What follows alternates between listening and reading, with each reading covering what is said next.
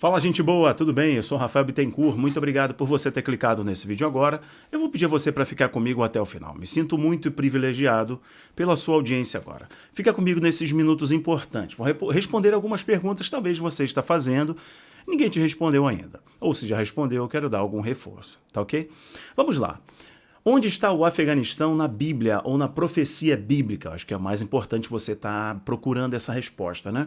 O que está acontecendo no Afeganistão agora é um sinal profético, é um sinal do fim dos tempos, é o cumprimento específico de alguma profecia. Vou tentar ser bem objetivo nessa resposta com você. A outra coisa é um reforço de uma pergunta que eu já respondi lá no meu canal secundário. O link desse canal secundário está aqui embaixo.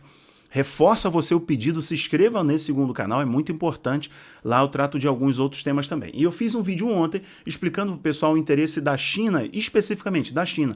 Interesse fronteiriço, militar, geoestratégico e também econômico. E nesse vídeo vou reforçar o interesse. Também motivou a presença da OTAN, a Alemanha, Reino Unido, Estados Unidos, ali no Afeganistão. Remonta, inclusive, a presença de impérios na Antiguidade. Império Babilônico, depois a presença de Ciro, né, com a queda do Império Babilônico. Também a presença do Império Britânico, no período do Império Britânico, a União Soviética, os Estados Unidos ruindo, caindo agora. Sempre representando a queda, um ciclo, o fim de um ciclo de um império e o início de um outro império. E vou responder algumas outras questões muito importantes com você. Então vamos lá, sobre a origem, inclusive, do Talibã. Vamos lá. A primeira coisa que você deve estar perguntando é, eu tenho como encontrar o Afeganistão na Bíblia, pontuar o Afeganistão na Bíblia? É interessante, porque embora esse seja um ponto de discussão, e eu estava aqui com o meu atlas bíblico, é interessante, né? Estava aqui dando uma olhada, estudando, para tentar pontuar para você encontrar na história, mas essa é uma discussão sobre a origem do povo afegão. Ali são muitas etnias, mas é uma das linhas étnicas, né? Origem étnica mais antiga é o Pashtun. Há quem diga, portanto não há consenso, mas há quem diga que os afegãos, eles são descendentes de Saul. É um dos netos de Saul. E eles, inclusive, dentro dos historiadores, dentro dos pensadores da cultura muçulmana, da cultura islâmica, eles enquadram e usam uma expressão, enquadram o povo afegão com o povo de Israel. E eles usam até uma expressão chamada Benai Israel, ou Bani Israel, que são filhos de Israel. Então há quem diga que os afegãos têm origem como parte das 10 tribos perdidas de Israel. E elas se encontravam, uma parte se encontrava ali no Afeganistão. Há quem diga também que existem muitas expressões, nomes inclusive de algumas etnias, a Pashtun é o exemplo dela, do Afeganistão, que usam nomes muito parecidos com os nomes hebraicos. E eles dizem que inclusive Cabul é de origem hebraica, que é a junção de Caim e Abel. A junção do nome Caim e Abel deu origem a Cabul. Essa derivação Afeganistão é mais moderno, é mais atual. Todos os países com final ão são de origem muçulmana, tá? É por causa do Alcorão. E aí o Irão, Paquistão, Tajiquistão e por aí vai. Final ão é de origem muçulmana, então é por causa do Alcorão. Mas o nome Afegã, que é o que dá, é mais o característico do povo do Afeganistão. Esse Afegã, alguns historiadores dizem que se refere ao neto do rei Saul da tribo de Benjamim. E existiram durante a história migrações de vários povos, inclusive da China, né, mongóis, turcos, persas e por aí vai. Então é uma miscelânea muito grande e muitas linhas étnicas ali. Se a gente consegue achar uma linhagem bíblica, está nisso aí, que possivelmente são descendentes de Saul. Agora outra coisa, Rafael, onde está o Afeganistão na profecia bíblica? O que está acontecendo no Afeganistão agora? É um cumprimento profético? É profecia bíblica se cumprindo? Pessoal, é o seguinte, a Bíblia diz em Lucas, capítulo 21, versículo 25, que as nações estariam perplexas. Então, o mundo estará em grande perplexidade no fim dos tempos. Nós estamos vendo isso. Nós estamos vendo o mundo acontecer. Serão nações contra nações, reinos contra reinos. Mas hoje eu não consigo encontrar para você uma profecia específica para o Afeganistão, que sinalize para o Afeganistão Isso não quer dizer que o que está acontecendo no Afeganistão não é um cumprimento profético. É indiretamente, vou explicar para você. É por causa do tempo, da janela, do lapso do tempo profético. Um exemplo a você é que em 1917 teve a Declaração de Balfour. Essa Declaração de Balfour, ela viabilizava a criação de um Estado judeu na Palestina. Essa declaração não existe uma profecia sobre a Declaração de Balfour de 1917, por exemplo. Mas essa declaração de Balfour foi fundamental para o cumprimento da profecia de Ezequiel 37, por exemplo, do Vale de Ossos Secos, da formação do Estado de Israel, da figueira florescendo, etc. Então, existem profecias que elas são específicas, mas o terreno profético se constrói por alguns eventos.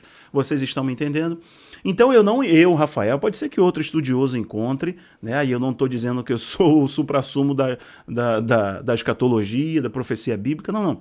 Só estou dizendo para você que eu, Rafael, não encontro uma profecia bíblica hoje para o que está acontecendo no Afeganistão, diretamente. Indiretamente, existem muitos eventos citados na Bíblia. Eu poderia citar vários para vocês. Eu poderia mencionar vários para vocês aqui que ligaria o que está acontecendo no Afeganistão, o que está acontecendo nessa crise sanitária, o que está acontecendo nos temores de guerra e guerras e rumores de guerra entre Estados Unidos, China, nova Guerra Fria. O fim da América eu poderia linkar também com profecia bíblica. Entenda, então, é um terreno profético cujos acontecimentos atuais sinalizam para a gente para um cumprimento de uma profecia específica. Você me entende? Então é o seguinte, o que está acontecendo no Afeganistão é uma preparação para o alinhamento do eixo de Magog. O que está acontecendo no Afeganistão é a preparação para o mundo caótico e o surgimento de um solucionador. Então, Rafael, vamos lá ao início da segunda pergunta e a gente já passa por outro ponto. O que está acontecendo no Afeganistão é fim dos tempos? É sinal dos tempos? É sinal profético? Existe profecia se cumprindo? Sim e não. Então, objetivamente, não há uma profecia específica para o domínio do Talibã, novamente no Afeganistão, e para o que está acontecendo no Afeganistão hoje. Mas as profecias bíblicas que sinalizam o tempo da volta de Jesus e o fim dos tempos nos mostram que o mundo estará em um caos muito grande. As nações estariam levantando-se uma contra a outra, né? Reino contra reino, nação contra nação. O mundo os homens estariam em grande perplexidade. As nações estariam em perplexidade por causa dos acontecimentos. Então, de certo modo, isso prepara o terreno para o solucionador. Então, o que nós estamos vendo, sim, é um cumprimento profético de modo indireto. Entende? O exemplo que eu te dei aqui da criação do Estado de Israel, uma declaração de Balfour de 1917, não era uma profecia específica, mas era um grande sinal profético preparando o terreno para o cumprimento de uma profecia específica. Me entenderam? Ok, perfeito. A outra pergunta é: qual o interesse econômico dos países no Afeganistão? Só para te falar do interesse econômico dos países no Afeganistão e o que levou essa guerra, eu vou só fazer uma linha do tempo com você, para você perceber como que o Afeganistão ele representa a saída de alguns impérios, alguns países do Afeganistão, representa justamente o fim desses impérios e o início de um novo ciclo. Olha, na antiguidade tem presença ali do Império Babilônico, e a saída do Império Babilônico é por causa da presença de Ciro. E é por causa da presença de Ciro, inclusive, tem um estabelecimento de vários judeus na região. Então tem ali a presença, inclusive, depois do Império Macedônico, com Alexandre o Grande. No século VII, o século VIII, fiz uma anotação aqui para vocês, começam as invasões árabes. No século XIX, mais ou menos, começam a invasão das forças britânicas, por causa do Império Britânico, que era muito forte nessa época aqui. Isso vocês vão ver até mais ou menos ali o fim da Primeira Grande Guerra Mundial. Então eles invadem o Afeganistão e colocam um rei no poder. A exemplo do que aconteceu com a Pérsia, que é o Irã. Da década de 40 até mais ou menos ali 1978, 1980, vocês vão ver a presença do Império Britânico, inclusive o representante do Império Britânico naquela região, que era um rei estabelecido, e ele tiveram algumas dinastias reais presentes ali, assim como aconteceu em vários lugares, do exemplo a você da Pérsia, até a Primavera Árabe, lembra disso? Então, assim, o Império Britânico era muito forte e os reis que eram estabelecidos eram só fantoches do Império Britânico, respondiam aos interesses do Império Britânico. O que aconteceu aqui com as invasões da União Soviética?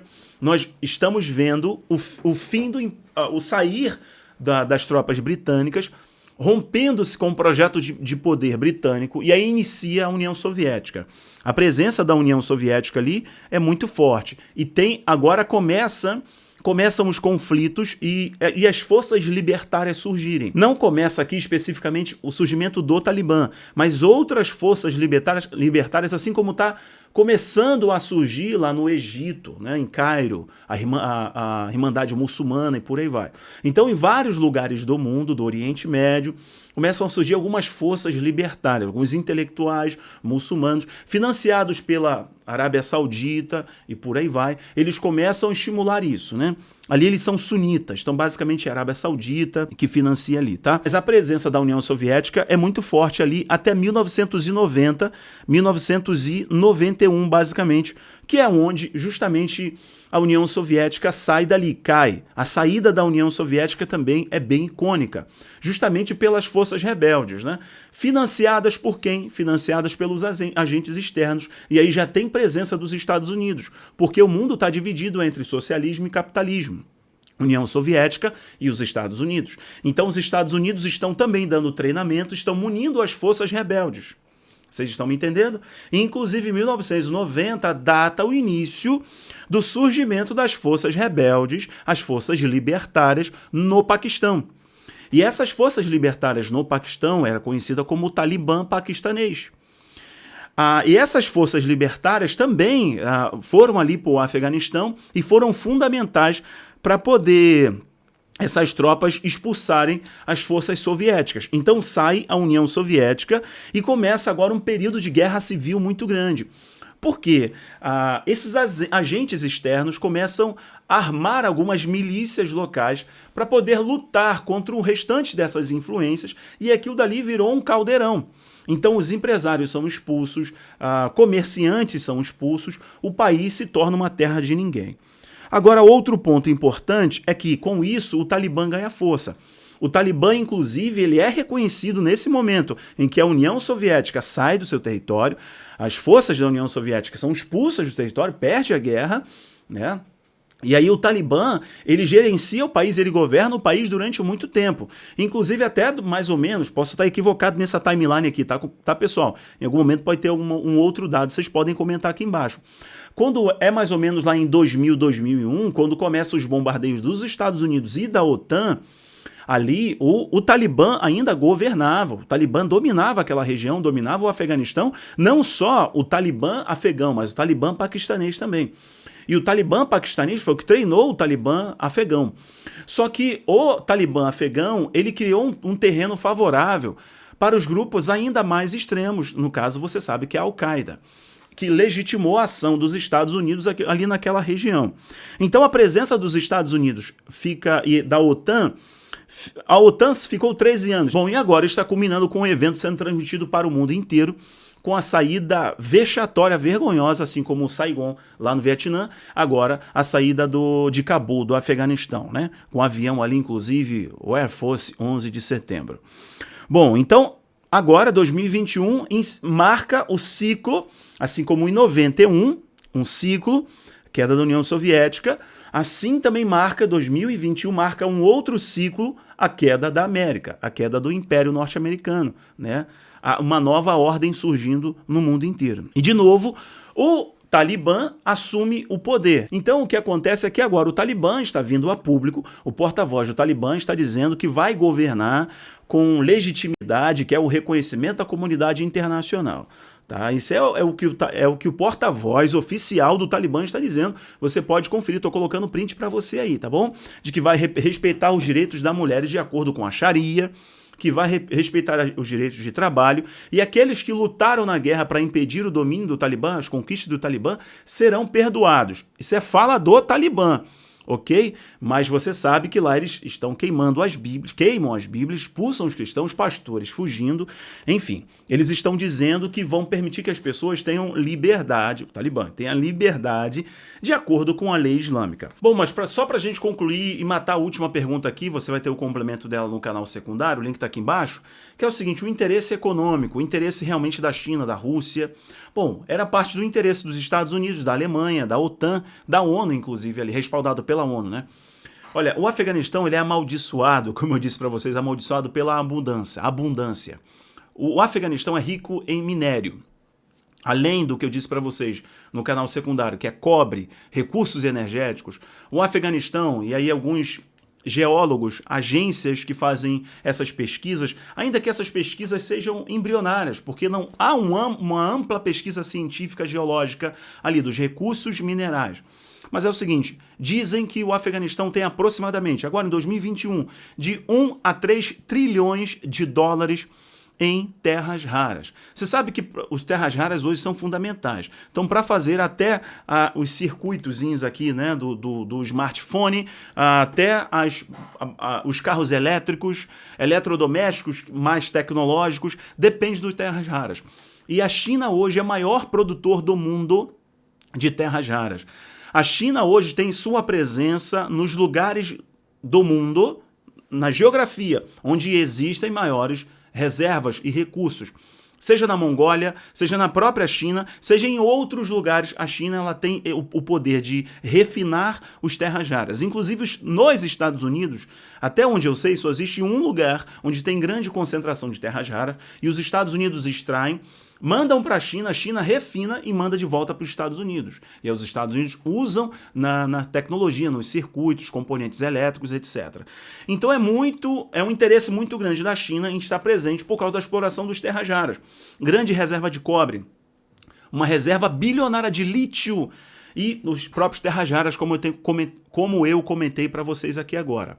Tem uma outra coisa interessante, o porta-voz do Talibã disse hoje, inclusive, que o Talibã ele quer uma nova fonte de geração de riqueza, além da produção de papoula, da safra de papoula, porque ele sabe muito bem que está ligado ao comércio de drogas. Entendeu a presença da OTAN? Entendeu o respaldo da ONU? Entendeu aí como gira a coisa? Então, o Afeganistão ele tem uma produção muito grande de papoula, senhoras e senhores. Você sabe para o que serve, obviamente, até falei aqui. Então, presença da China, Rússia, Alemanha, Estados Unidos, dos impérios antigos. Os impérios antigos é mais uma questão de expansão territorial, basicamente, porque não se tinha tecnologia nesse tempo para identificar esses minerais, extração, refino, produção de arma, etc., de recursos. Mas a presença do império, expansão do império, desde o Império Babilônico, a presença de Alexandre o Grande, né, Macedônio. Tem também a questão da União Soviética, do Reino Unido, União Soviética, Estados Unidos, OTAN, e agora a presença declarada da China e da Rússia. O próprio porta-voz e as lideranças do Talibã dizem que prefere, a partir de agora, dialogar e estabelecer grandes parcerias com a China. E a China está focando em cobre, lítio, manganês. A China está focando em terras raras, nos recursos energéticos que podem ser gerados ali no Afeganistão. A Rússia também, e tem o comércio da papoula. Pessoal, espero que vocês tenham entendido, né? Estamos vendo o ciclo, então, o cair de um império, assim como em toda a história. Vimos isso, né, 91, vimos isso agora em 2021, 2001 iniciou isso, um novo ciclo agora, a queda da América, e aí o alinhamento do eixo de Magog. Eu volto ao início da segunda pergunta e a gente conclui. Existe uma profecia específica? Não, mas existe um terreno profético se construindo, onde o mundo estará em caos e haverá um solucionador? Isso fica mais do que claro.